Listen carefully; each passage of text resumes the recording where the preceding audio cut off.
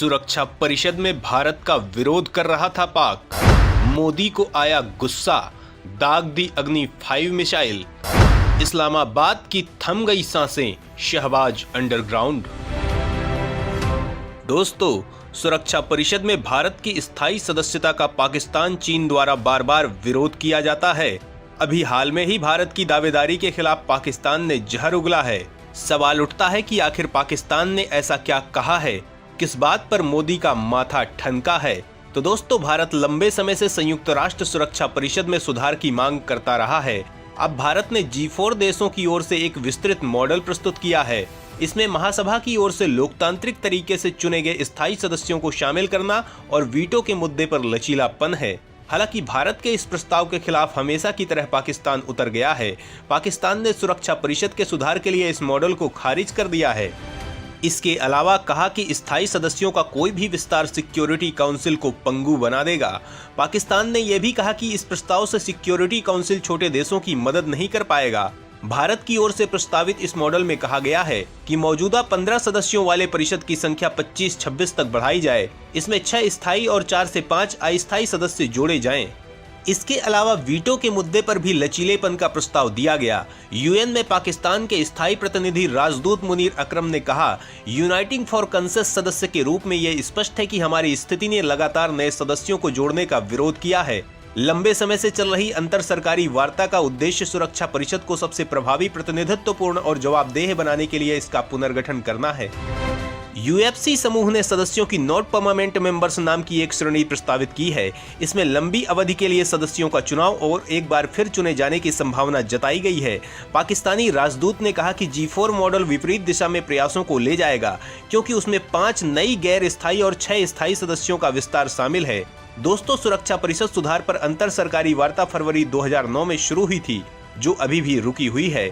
लगभग सभी देशों का मत है कि यूएनएससी का विस्तार होना चाहिए, लेकिन विस्तार की प्रक्रिया पर हमेशा मतभेद दिखाई देते हैं। सीटों की संख्या, नए सदस्यों के चयन के मानदंड, क्षेत्रीय प्रतिनिधित्व और सुरक्षा परिषद के स्थायी और गैर स्थायी सदस्यों के बीच ताकत के बंटवारे के मुद्दे हमेशा मतभेद पैदा करते हैं।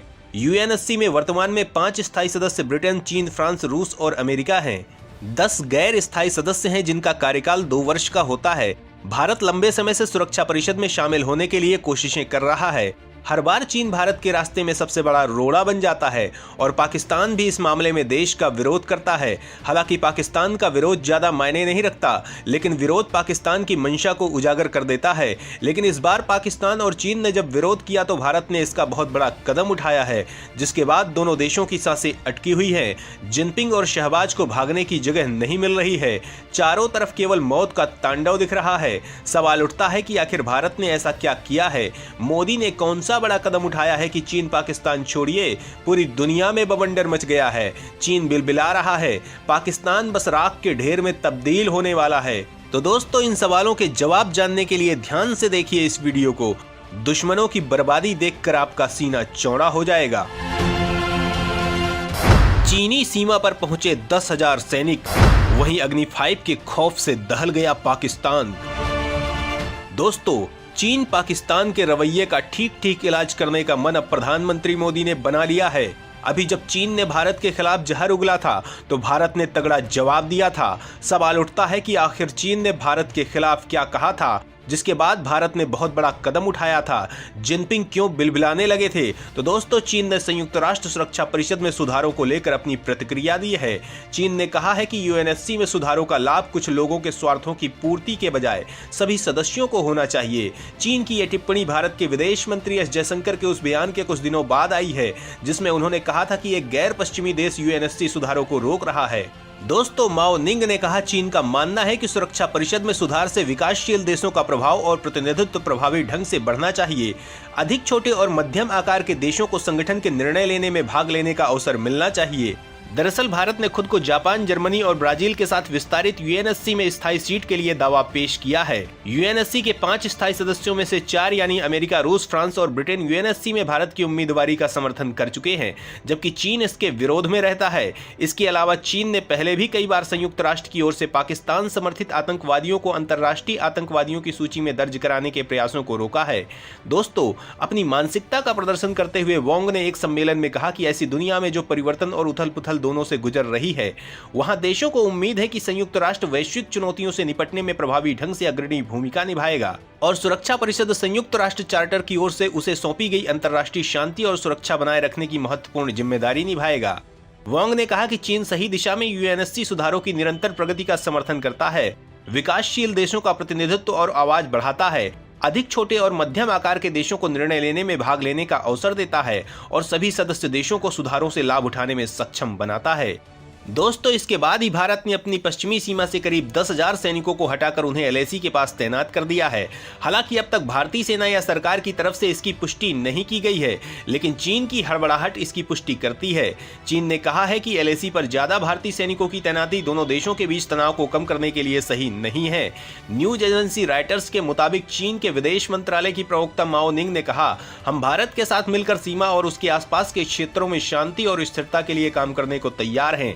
दोस्तों, कुछ दिन पहले ही चीन के रक्षा मंत्रालय के प्रवक्ता ने कहा था कि एलएसी बॉर्डर पर भारत के साथ फिलहाल स्थिति सामान्य है। 19 फरवरी को दोनों देशों के बीच 21वें राउंड की कॉर्प्स कमांडर लेवल मीटिंग हुई थी।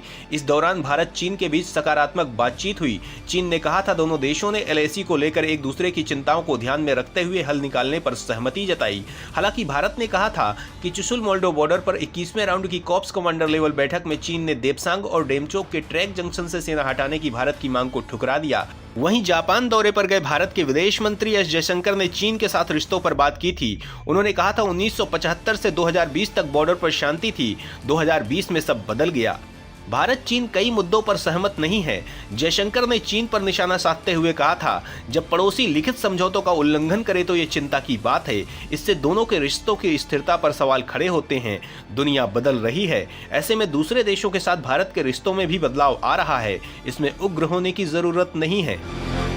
और जब पाकिस्तान ने भारत का विरोध किया तो जवाब में भारत ने multiple independently targetable re entry vehicle तकनीक के साथ घरेलू स्तर पर विकसित अग्नि 5 मिसाइल का सफल परीक्षण किया है। इसे मिशन दिव्यास्त्र नाम दिया गया और यह परीक्षण ओडिशा स्थित doctor APJ Abdul Kalam island पर किया गया।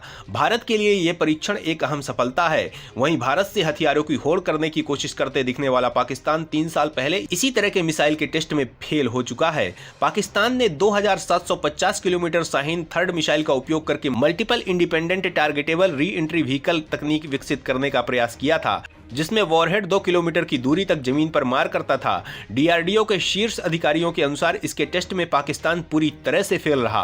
पाकिस्तान और चीन अग्नि 5 परीक्षण का उपयोग यह सुनिश्चित करने के लिए करेंगे कि इस्लामाबाद भारत के साथ विखंडनी सामग्री कटाफ संधि पर हस्ताक्षर न करे। हालांकि अग्नि 5 MIRV विस्तारवादी चीन को रोकने में भी मददगार होगी, जो 1950 में क्रूर बल का उपयोग करके तिब्बत या सैन्य कब्जा करने के बाद कुछ भारतीय क्षेत्रों पर भी नजर जमाए हुए है। भारत की ओर से 7 मार्च को परीक्षण के लिए NOTOM जारी करने के बाद चीनी सेना ने 7-8 मार्च की रात को मलक्का जल डमरू मध्य को पार करने के साथ अग्नि 5 परीक्षण की निगरानी के लिए अपने 2 जासूसी जहाजों को तैनात किया था। तो दोस्तों, कैसा लगा हमारा वीडियो? अपना सुझाव जरूर दें।